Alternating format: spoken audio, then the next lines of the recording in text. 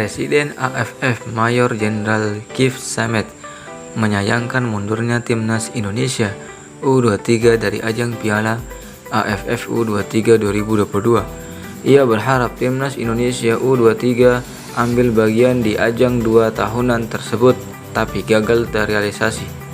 Kabar buruk menimpa pecinta sepak bola Indonesia pada Jumat 11 Februari 2022 pagi WIB. Saat itu PSSI mengumumkan skuad Garuda Muda mundur dari Piala AFF U23 2022. Alasan timnas Indonesia U23 mundur karena ada 7 pemain yang positif COVID-19. Selain itu, ada juga 4 pemain yang terindikasi positif COVID-19 dan 3 pemain lain cedera. Tahu skuadnya Kompang Gamping, pelatih timnas Indonesia Sintayong membuat permohonan kepada PSSI.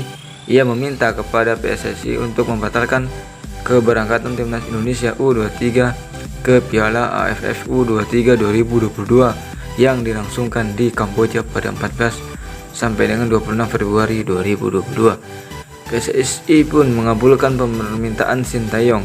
Kabar di atas langsung diterima Kif Samet. Ia meminta kepada Ketua Umum PSSI Muhammad Iriawan untuk tetap memberangkatkan timnas Indonesia U23 ke Piala AFF U23 2022. Namun permohonan itu ditolak PSSI.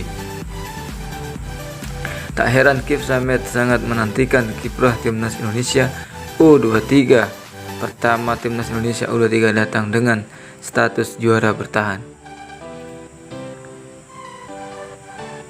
Kedua timnas Indonesia U23 merupakan kandidat kuat keluar sebagai juara, sebab skuad asuhan Sintayong diperkuat sejumlah pemain yang membawa timnas Indonesia lolos ke final Piala AFF 2020. Beberapa di antaranya Ramai Rumakek, Rahmat Irianto, Pratama Arhan, Alvendra Dewangga, dan banyak lagi. Kami sedih menerima berita dari PSSI timnas Indonesia U23 mundur, tetapi sepenuhnya kami memahami dan berempati dengan timnas U23 Indonesia, kata Kif Samet mengutip dari laman resmi AFF Minggu 13 bulan 2 2022. Kami merindukan aksi timnas Indonesia U23, terutama untuk mempertahankan mahkota mereka tahun ini. Namun kami paham kesehatan dan keselamatan merupakan yang paling penting dan berharap seluruh pemain timnas Indonesia U23 segera pulih, lanjut pria asal Kamboja tersebut.